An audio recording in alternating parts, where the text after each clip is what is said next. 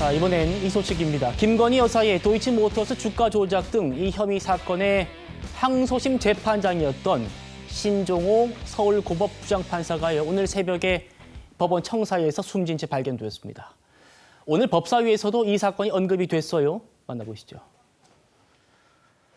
오늘 신종호 고법 부장이 생을 마감했습니다. 얼마 전 김건희 여사 사건을 1심 무죄를 2심 유죄로 한 판사입니다. 굉장히 엘리트 판사였습니다. 내용을 파악해 봐야 되겠지만 저는 지금 이 정권 들어서서 법 왜곡죄 그리고 직연 판사 룸사롱, 실체도 없는 룸사롱 사건으로 그렇게 괴롭히고, 박상용 검사는 조작기소 특위 보셨습니까? 교도관들 다 나와서 술 없었다고 했습니다. 지금 공포사회입니다. 공포사회. 판검사들이 살아나겠습니까? 마치 그 죽음이 우리 민주당이 발의한 법 왜곡죄나 뭐 사법부에 대한 압박 때문이었다는 취지로 얘기하시는 것을 보면서 정말 경악스럽습니다. 유족과 고인에 대해서는 매우 모욕적인 발언이기 때문에 나경원 의원님 본인께서 적절한 입장 표명과 사과를 해야 된다고 저는 생각이 듭니다. 김건희 여사 항소심에서 1심 판결 뒤집고 더 센 형량을 선고했던 신종호 판사가 이 판결 열흘도 채 안 돼서 이런 황당한 소식이 전해지다 보니 정치권에서도 공방이 좀 벌어졌던 것 같습니다. 이현정 의원님, 네. 일단 경찰이 유서가 발견됐다라고 하는 거는 뭐 타살 같은 범죄 혐의점은 없다고 봐야 되는 겁니까? 그렇습니다. 일단 본인의 직접 자필 유서가 발견됐기 때문에 어떤 뭐 타인에 의한 어떤 살해라든지 이런 것을 일단 염두에 두고 있지 않은 것 같아요. 예.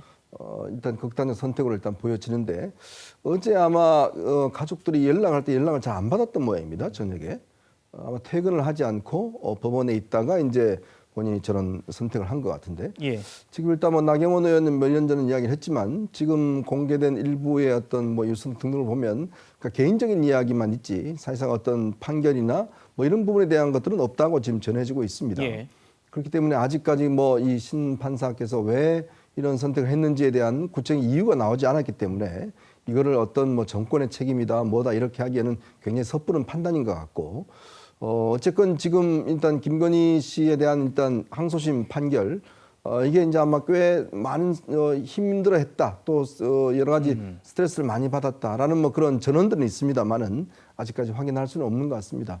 예. 그래서 어떤 이유는 잘 모르겠지만 어쨌건 정말 법원 내에서 보면 이 학교, 대학교 서울대법대를 졸업하자마자 바로 이제 이 사법시험에 합격을 해서 그렇죠. 연수원 27기로 일단 판사가 됐는데, 사실 이 판사 중에서도 굉장히 중요한 요직만 많이 다녔습니다. 네. 대법원 재판연구관이라든지 서울지법이라든지 다녔고, 지금 이번 같은 경우도 주로 부패 사건을 담당하고 있는 예. 합의부에 일단 근무를 했던, 정말 법원 내에서는 굉장히 촉망받는 그런 인재였다고 합니다. 예. 변호사들이 뽑은 또 훌륭한 법관으로도 뽑히기도 했던 신종호 부장판사가 오늘 갑작스런 또 이런 소식을 전해하게 됐어요. 앞서 이제 정치권에서도 공방이 붙는 그런 일이 됐는데, 성진 부의장님, 유서 내용이요. 뭐 짤막하게나마 일부 내용들이 보도가 됐습니다만 유족분들께서 공개를 거부하고 있다고 들어서 저희도 그 뜻을 존중해서 언급은 하지 않도록 할 거고요. 다만 지금 정치권에서도 공방이 있었던 이 재판 얘기는 따로 없었다고 하죠. 그렇게 알려져 있습니다. 그렇기 때문에 더더욱 이분의 사인 그 원인에 대해서 논하는 거는 전 적절하지 않다고 생각하고요. 일단 상가 공인의 명복을 빕니다. 예. 일단 판사라는 직업이 갖고 있는 그 어려움에 대해서 다시 한번 생각하게 되는 계기가 아닌가 생각합니다.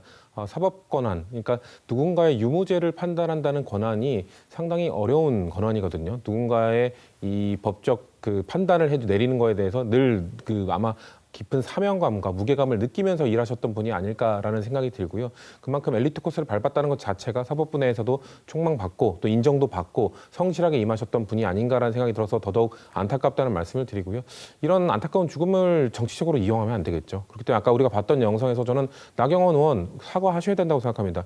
유족이 이거를 밝히지 않겠다라고 밝히고 있는데 그거를 본인이 예측을 해서 본인이 추측을 해서 이런 정치적 소재로 활용하는 거는 악용이죠. 그렇기 때문에 저는 매우 부적절한 발언이었다고 보고 정치권에서도 이거에 대해서는 굳이 언급하고 글쎄요 뭐 이분의 죽음을 애도하고 또 판사들이 겪고 있는 어려운 정신적인 문제들 뭐 이런 것들을 어떻게 대처할 수 있을지 어떻게 보완할 수 있을지에 대한 논의는 당연히 국회에서 해야 됩니다만 이분의 죽음에 대해서 정치적으로 논하는 거는 전 자제하는 것이 맞다고 생각합니다.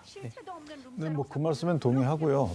이 지금 이 해당 재판부는 대등재판부라고 해서 재판장과 나머지 두 분이 사실 거의 기수가 같아요. 따라서 이분은 재판장 역할만 했고 주심은 따로 있는 그 김건희 씨 사건 같은 경우에 있었기 때문에 아마 사건과 관련된 그 일이다 이렇게 보지는 않습니다. 다만 이건 하나 저희가 좀 짚고 넘어갈 부분이 특검법에서 3개월 내에 2심을 끝내도록 해 있기 때문에 재판부는 아마 심은 들었을 것이다. 이 선거법도 아니고 이런 일반 사건들 몇 개가 경합되어 있는 사건들을 3개월 내에 끝난다는 것이 재판부로서는 좀 뭐 상당한 힘이 들었을 것이다라는 것은 제가 이 사건을 떠나서 어찌됐든 그 부분은 사법부의 자율에 좀 맡겨서 앞으로는 정치권이 개입하지 않고 재판 기간은 사법부에게 맡겨놓는 것이 맞지 않겠는가 이런 생각을 합니다.